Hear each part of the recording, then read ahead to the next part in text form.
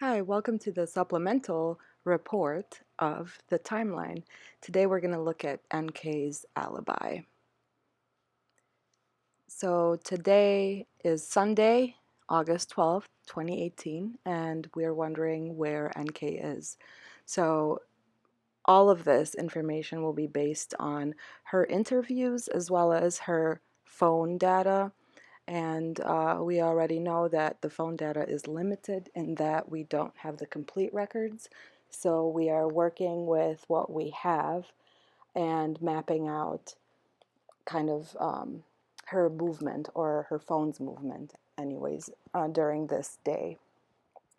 So on Sunday, it looks like the first thing that came up on her phone was a 30-minute phone call to Chris. And that started at 8:46 a.m. and went to 9:16 a.m. Then we have the next text message is deleted, of course, but it was recovered. And these are the infamous text messages between NK and her friend Charlotte. I didn't include Charlotte's text messages. I'm sure we've all read them. But this is kind of where she's confessing that she, you know, found a guy that she likes. And then the next one is at 11:17. They're still going on about, sexual positions, and NK's venting about Chris having kids, and she says, I feel like every dude I meet has kids these days, and if they don't, they have commitment issues or some BS like Sean. She also said that she went to the museum. Well, her dad actually got it out of her because we see in the interview that Kobach asked her about Sunday, and she kind of hesitated. She wasn't sure. And then her dad, the A1 that you see, that would be her dad. And he's kind of saying, we went to the museum that day. And she's like, oh, yeah, that's right. The way that I'm interpreting Kobach saying very memorable event, is with a sense of sarcasm, because we know that the Dead Sea Scrolls exhibit was in Denver, and that's where she allegedly went. I know that according to the Denver Post, that was a huge deal when the Dead Sea Scrolls exhibit came to Denver. It lasted from March 16th to September 3rd, 2018, so that matches up if she was there on the 12th of August. But yeah, I thought it was funny. And so NK saying that she went with her dad, her stepmom, and her sister.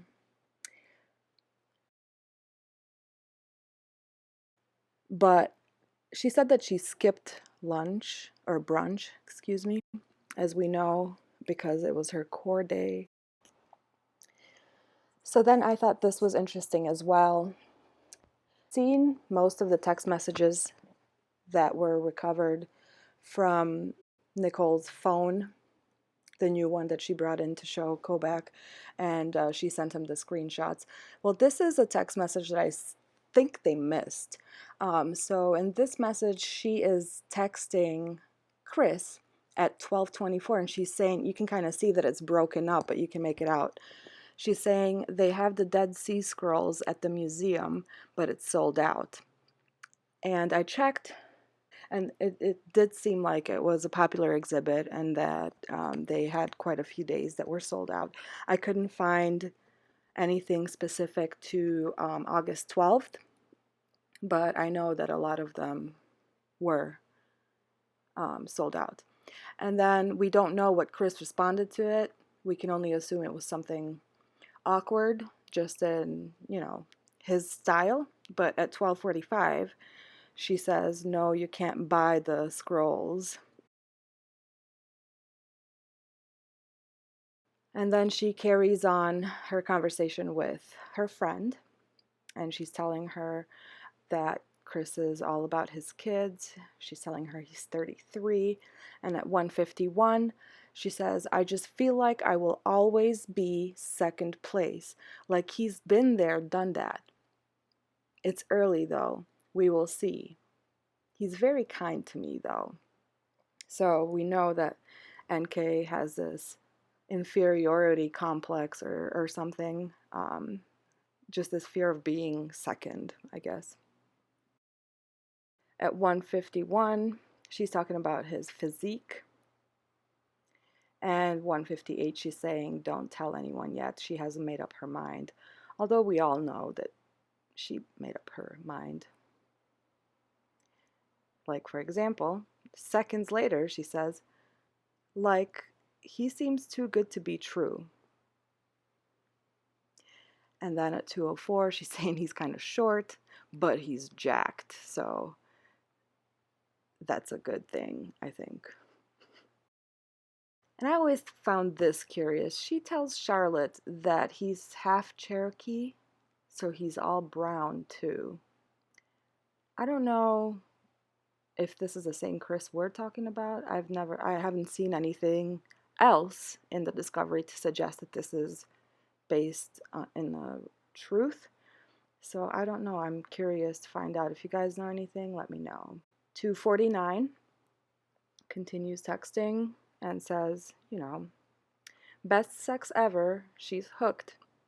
And I think he really likes me. This is just before 3. 3:14 p.m. She gets a text message from Chris.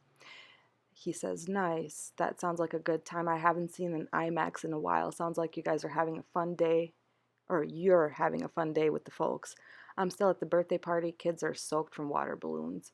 And we've seen this before too. So based on what he's saying, we can safely assume that she's told him that she's seen an Imax movie. And so I looked up Imax around the Denver Museum of Nature and Science, and I actually found that there is an Imax within the museum, so that made sense. And I used the web archive machine, or Wayback Machine, to look up the schedule in August for showtimes. Now, they didn't have August 12th specifically, but they did have August 8th, and I can't imagine that the schedule changed too much. They were showing 4 movies at the time. One of them wasn't showing on Sunday, so that narrows it down to 3. And the movies were around 40 minutes in length. And she sent a text message to Chris at around like 3:15. So based on that, my guess is that she saw America's Musical Journey, maybe, because the showtime is at 3, so I'm thinking maybe they're sitting there watching the previews, so she's texting with him until the movie starts, and that would put them around 4 o'clock in terms of the movie being over and done with.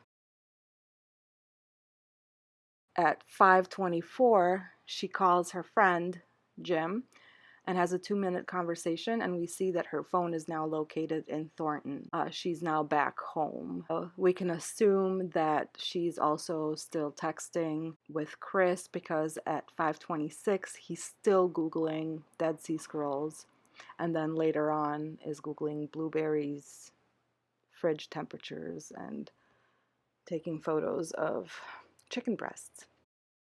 Kobach is asking her what Chris did during the day on Sunday.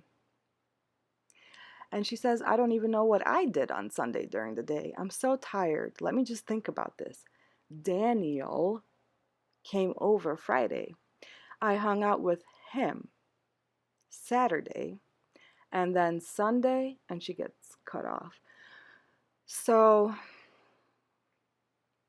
I mean, based on the stuff that we just went over, going to the museum and then seeing a movie afterwards in 3D with the family, it sounds like an eventful day, and seems kind of weird to just forget about it. And not to mention the fact that she's lying about Daniel, which we all know is her BFF. Oh, and then she asks Kobach if she can get back to him on that. Kobach is kind of confirming, you were with your family. She says, So I found that interesting, because NK is very talkative, and anytime someone responds with, it's kind of not necessarily an indication of guilt, just curious, and, I would want to explore that further. And then she says, what did I do the rest of the day? So that's assuming she came home around 5:30, and now she's asking herself what she did the rest of the day. And she says, I think I might have just chilled at my house. I don't remember. I think I cleaned my house. I don't know. I didn't see him, though. This brings us to the 111-minute phone call that started at 9:28 p.m. and ended at 11:19 p.m. I think Kobach is confused here a little bit because she rambles so much that I feel like that he's losing track of his own timeline, and I think definitely is difficult to keep track of. He asks her, you guys return to your house, and then he goes home, and then you talk to him for a few hours on Sunday. And she goes, did I? Are you asking me or are you telling me? And Kobach says, I'm asking you. This is later on in the interview, so he had to come back. So, like, what did you guys talk about on Sunday from 9 to 11? Like, yeah, we talked a few times. So, Sunday, and then her dad, for some reason, chimes in and goes, you okay? Oh, I think so. I need to think. I can't even think. So now they're just trying to get her to settle down. And she's like, I don't even know. I don't think I was concerned about anything. I don't remember. I still don't remember. I don't remember what we talked about. And so she just has the sudden case of the area's fog, just like Jody with an excellent memory. She has these episodes of a fog that just overcome her. She's now remembering what was going on for Chris on Sunday. And they got home Sunday. No, we were on the phone, but I mean, I had to let him go and get up and go to work. So sometime, and then Kobach cuts her off, which he kind of kept doing, so it's a little annoying. But here's the interesting part. In the letters from Christopher, Chris says that after they came from the birthday party, he put the girls to bed. He talked to NK on the phone. He claims they had phone sex, which is nothing new. Chris says, she had a hold of me, pulling me into her. I couldn't escape. She was like a drug that you get hooked on, and I couldn't get enough. And that's what made him not want to stay with his family, because Nikki was all he could think about. And here again, she's trying to think back to Sunday, and she says, that night I believe we only had one phone conversation. I looked at it.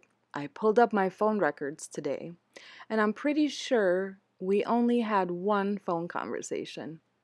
And then I think I just went to bed. And then later on she says, but on Sunday night, that phone conversation, that's the one where I heard the TV on in the background. And I was like, maybe he's staying up and waiting for her.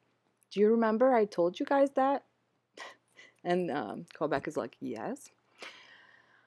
I was like, I think it was really weird that the TV was on because he talks to me when he's in bed and he wasn't in bed. So this is the same conversation. In that conversation, he told me I have to go straight to the field tomorrow. So basically, she's saying that he's telling her they're not going to see each other in the morning because he has to check out the release or the leak. And she's kind of telling Kobach about her internal dialogue where she's asking herself, why would he go? He's not, and so it's more irrelevant, just word vomit, where really she could have just said, oh yeah, we talked that night, his TV was on, I thought that was weird, and that's when he told me that he has to go to the field in the morning. Like, done. There's that Venmo charge that NK paid her friend Daniel on Sunday the 12th. there's some speculation going around about like what that might be about, if she was out partying with Danielle on that Sunday. In my opinion, just looking at Chris's text messages here, he texted her around 11:20 p.m. and he's telling her, good thing that you left early because the Rockies game ended late. And then after midnight, he says, I hope you had a great night, beautiful. Miss you. Get home safe. And that's kind of nauseating.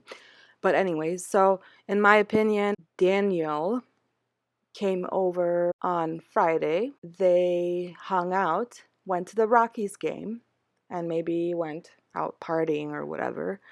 And she looks like she came home, or was on her way home at least, around 1 after midnight. And then Saturday obviously was probably a busy day for NK because we know she had to prepare for her date with Chris that night. Maybe Sunday was the day when she remembered to, pitch in for the night of partying. But yeah, that's just my speculation based on these bits of information. All right, and then here we have NK telling Kobach that, she was able to log into her Verizon statement and got a PDF printout that we're all familiar with. And she saved it, and it's in her desktop, and it has her incoming and outgoing calls, and it shows where it was generated from. So if she was at work, it shows like Platteville. If I was at home, it says Thornton. Like, I've got those. And Kobach is like, okay, sure, yeah, we'll take them, but I can only imagine him just being like, all right, seriously, like, yeah, thanks for doing our job for us. And I think that just is an illustration of just how nervous NK might have been. Just the idea of like not being in control and not knowing what's going on or where they're at in the investigation. She's inserting herself and basically trying to elevate herself to a level with the agents, to be an equal with them, so that she doesn't feel as threatened, allegedly. But yeah, that's all I got for you today. So this is a supplemental on Alibi, on NK's Alibi. So this will come in handy as we go through the timeline in detail. So this is just some pretext. So thanks for watching. I hope you guys enjoyed it, and I hope you subscribe and do all of that stuff. Hope you join us in our group where we have a lot of fun discussions, research, funny memes, and all that good stuff. So thanks for listening, and we will see you soon.